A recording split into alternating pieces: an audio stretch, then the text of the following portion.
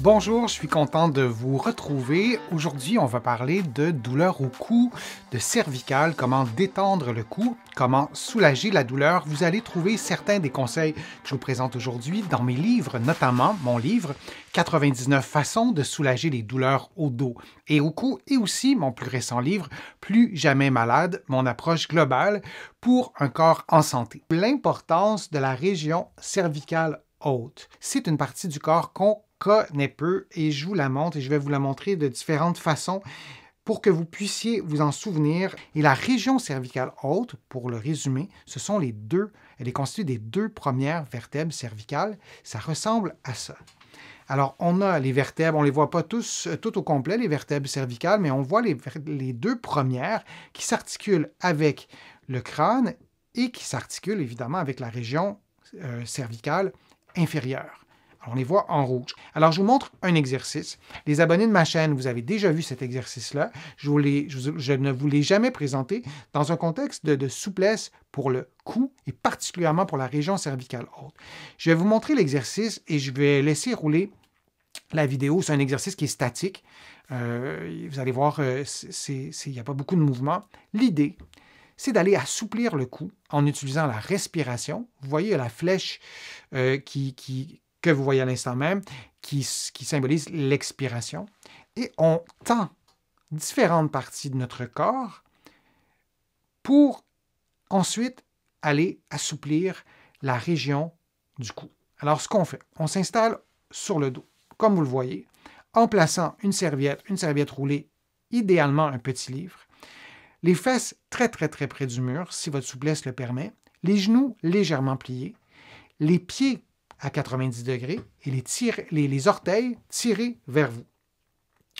Ça, c'est la position de départ. Vous pourriez avoir les mains sur le ventre si pour vous, c'est trop difficile d'avoir les bras surélevés.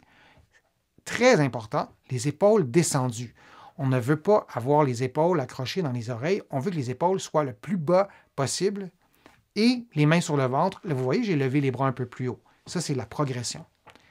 Et surtout, on veut avoir la tête dans une position neutre. Et moi, je vous invite, quand vous allez vous placer, avant même de placer vos pieds ou vos jambes au mur, avec vos mains, vous vous assurez que votre tête, elle est placée dans une position neutre. Vous n'allez pas tirer sur votre tête. Vous allez juste vérifier que vous n'êtes pas comme ça. Et quand on met nos mains, je vérifie si on voit bien l'écran, je pense que oui. Quand on met nos mains comme ça, on arrive à sentir, ou en tout cas, sentir un certain allongement. Donc, on place notre tête comme ça. Et ensuite, on va prendre la position d'étirement. Le corps et nos muscles travaillent en équipe. Il y a des co-contractions, il n'y a aucun muscle qui travaille seul dans le corps. Et lorsqu'on veut les assouplir, nos muscles, on veut aussi penser, s'intéresser aux autres. Le corps et les muscles en fait, pourraient être symbolisés comme des chaînes de muscles. Ici, on a un maillon qui est très raide et des maillons qui sont très souples, et on tire sur l'ensemble de la chaîne, bien évidemment, c'est les maillons souples qui vont bouger.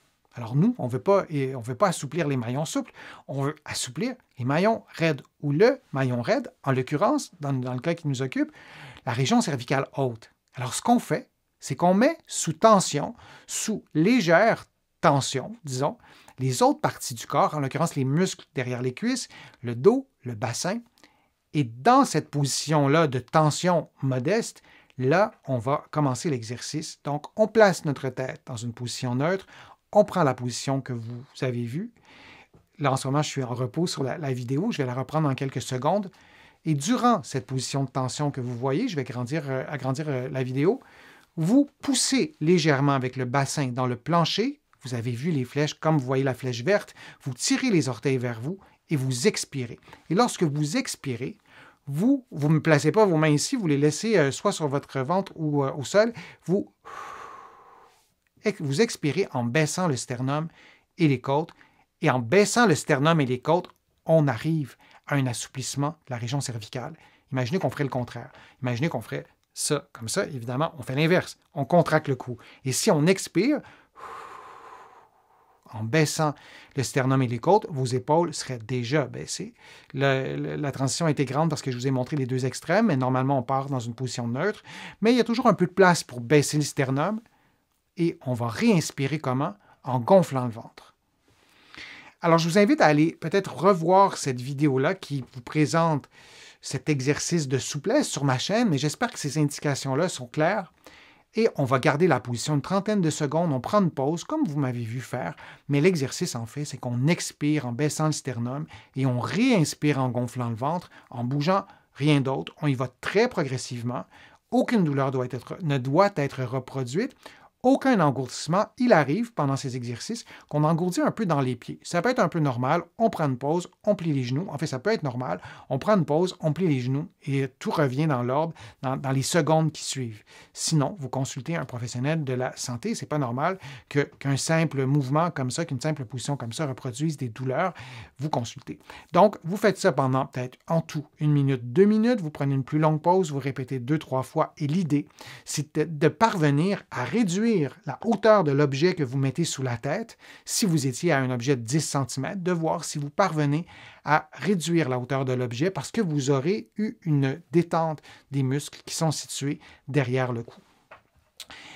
Alors, j'espère que cet exercice-là va vous aider à assouplir le deuxième cou et les informations que je vous ai données qui pourront, j'espère en tout cas, vous aider à prendre conscience des 2 régions cervicales hautes et basses qui bougent différemment et qui sont associées aussi à des problèmes, à des douleurs différentes.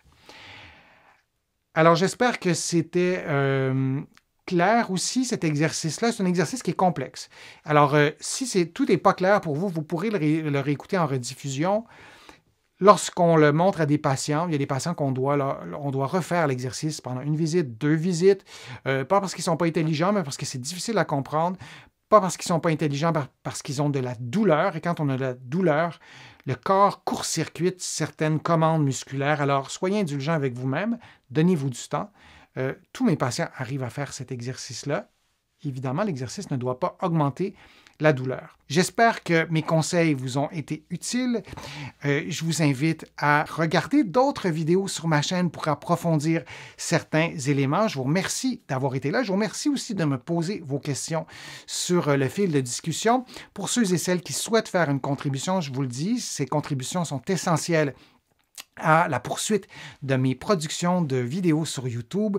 Je vous en produis de plus en plus. Vous pouvez contribuer en cliquant sur le petit cœur directement sur YouTube ou en visitant ma chaîne ou plutôt mon site web, le www.denisfortier.ca. Vous allez trouver aussi beaucoup d'autres informations dans mes livres que vous allez trouver partout en librairie, notamment au Québec, au Canada, mais aussi de l'autre côté de l'Atlantique. Et vous allez aussi trouver beaucoup d'informations sur mon site web. Vous allez pouvoir vous abonner gratuitement à l'infolettre, au courriel thématique. Vous allez voir, c'est facile de s'y retrouver. Alors, n'hésitez pas à m'interpeller sur les réseaux sociaux. Ça me fait toujours plaisir de vous lire. Je lis tous vos commentaires et j'essaie d'y répondre quand je peux en personne ou sinon, j'y réponds à travers d'autres vidéos. Alors, je vous dis à une prochaine fois, à un prochain direct, peut-être à une prochaine vidéo. À bientôt.